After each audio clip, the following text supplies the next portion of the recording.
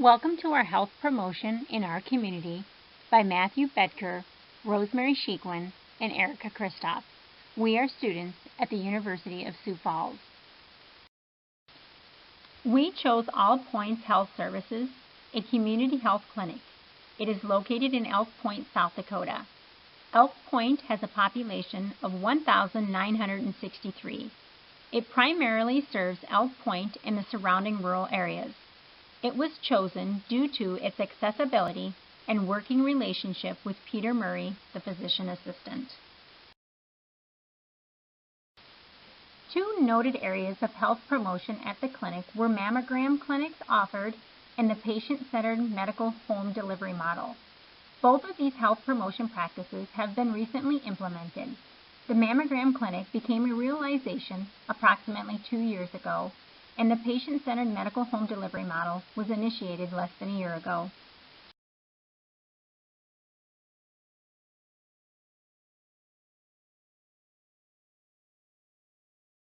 Women 40 and older are automatically screened during an office visit.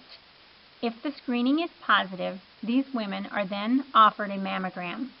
Mammograms are also advertised 1 week prior to the date of the mammogram in the Leader Courier, which is the local paper. Mammograms are offered 1 day every 3 months in Elk Point. Peter Murray reports approximately 8 to 12 women every 3 months take advantage of this service.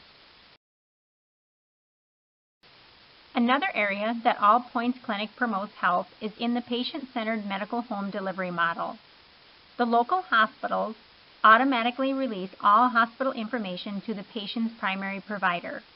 At All Points Clinic in Elk Point, a nurse coordinator calls each patient within 3 days after being discharged from the hospital.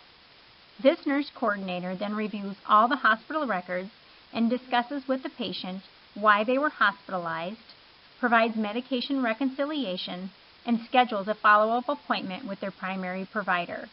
This provides continuity of care.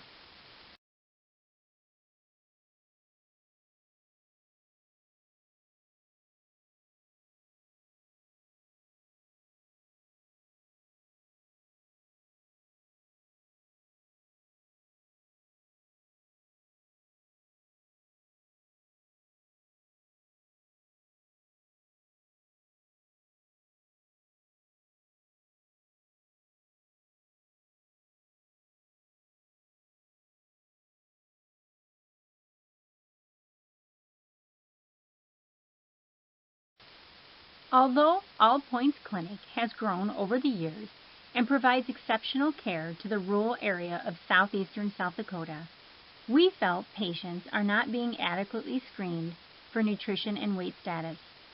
We, as healthcare providers, are all too aware of the alarming rates of obesity, declining eating habits, and increasing sedentary lifestyle of children and adults. We felt that All Points Clinic healthcare providers and staff were up for the challenge. In order to reach the objectives of Healthy People 2020 for nutrition and weight status, healthypeople.gov states healthcare providers need to increase the proportion of patients who are measured for their body mass index.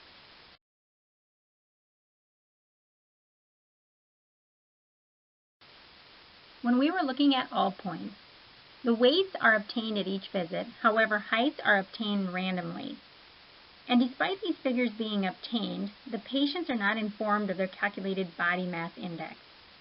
A patient could be shown graphically their healthy range for BMI and how their BMI lies in relation to this category.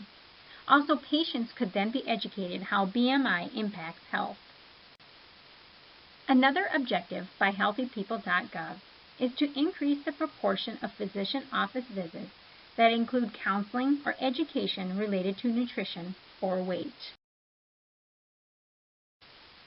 In the next 2 slides, we will look at the difficulty in nutrition screening and weight status at All Points Clinic. In discussing with Peter Murray, the physician assistant, and Charlotte Romerine, a dietitian from South Dakota, healthcare providers do not know how to begin the conversation. Should the conversation begin when the patient's weights are gradually increasing, even when they are still within the ideal BMI, or wait until it reaches the overweight category. Healthcare providers have minimal education in weight management and nutrition. This includes nurse practitioners, physician assistants, and physicians. Patients can become sensitive when discussing weight and may not want to return for follow-up care, especially if no weight loss has occurred. Physicians are often overweight themselves, making it difficult to say, "Do as I say and not as I do." And physicians are pessimistic of the patient's ability to lose weight. There are no registered nutritionists or dietitians available at all points. There's only a registered nurse that is a diabetic educator. Then there's a misconception of what percentage of weight loss can be considered as success. For example, a patient that is 50 pounds overweight do not realize that losing just 2.5 pounds is a success. Then, most insurances do not reimburse for education regarding weight and nutrition. And then there's the time limitation of visits.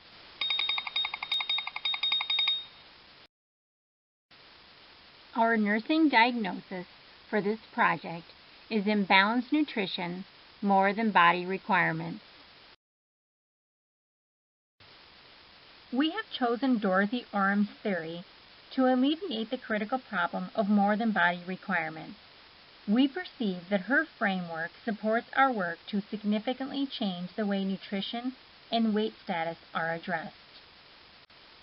As reported by Current Nursing, Orum's approach to the nursing process provides a method to identify the self-care deficits. Once self-care deficits are determined, the roles of the patient and the nurse can then be established to meet the needs of the patient. This means that the patient is encouraged and assisted by healthcare providers in areas that the patient needs assistance. So, conducting a comprehensive assessment during the office visit will be crucial in obtaining goals. Orum's theory is particularly used in rehabilitation and primary care settings, where the patient is encouraged to be as independent as possible. With Orum's theory, there are things to take into consideration. Orum's theory believes that people want to be responsible for their health. Each person requires individualized care. Meeting self-care needs is vital for health promotion. Knowledge is vital, and self-care behaviors are learned within a socio-cultural context. Orum's theory and practice. According to Rasmawati, Rahana, and Menon, supportive developmental programs empower patients to obtain knowledge and develop the necessary skills to treat their illness. Providing the knowledge of why the body mass index is obtained and how this affects their health currently, and the long-term effects. Showing patients graphically where they are on the graph and where they should be. Then, encourage nutritional counseling through the diabetic educator, offer referrals to nutritionists, dietitians, and provide evidence-based websites, hand out brochures, and offer support groups. And most importantly, this needs to be accomplished on all office visits. Impaired nutrition. Now what? Early education about healthy lifestyles needs to be incorporated into all office visits. Providing education for parents and children. Utilizing technology as resources for individuals and families.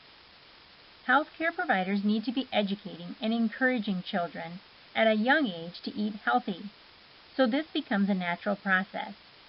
To have children voluntarily choose eating an orange or a banana over a donut.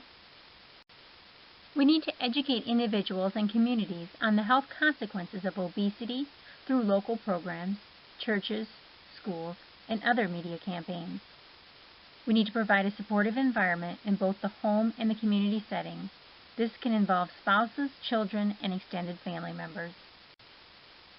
Other ways to encourage to promote nutrition and weight status can include reduced gym membership fees, monetary awards for healthy habits, paid time for physical activity, and insurance credits to physically active employees. As we continue to focus on physical activity, we need to encourage stair use, provide access to places or opportunities for physical activity at work, provide education or peer support, use a standing workstation or an active treadmill, and reduce sitting time.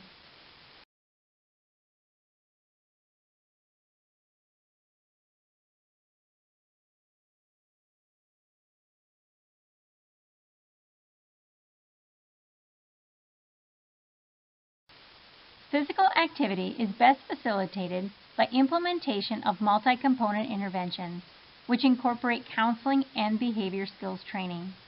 Reducing sedentary behaviors may be as simple as structuring work life to reduce sitting time and increase breaks from sitting.